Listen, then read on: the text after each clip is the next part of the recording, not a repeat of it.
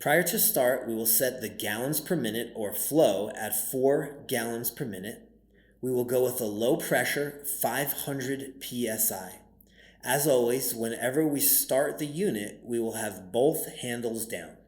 The bypass valve is open and the reservoir selector is on HPU.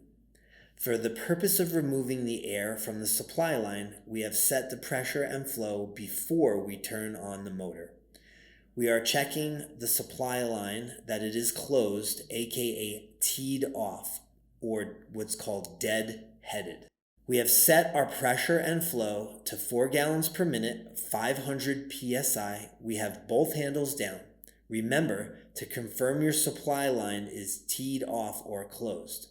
At this point, we want to turn on the motor. We want to send the pressure to the supply line by closing the bypass valve. We do this by turning the bypass valve handle to the up position. Your pressure gauge will immediately indicate 500 psi. With the motor running and our pressure and flow set, we are going to crack the supply line ever so slightly open.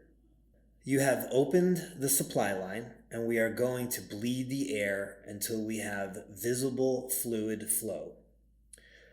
Once you have visible fluid flow, you have confirmation that most of the air has bled out of the supply line. You can now tighten your coupler or fitting so it does not leak.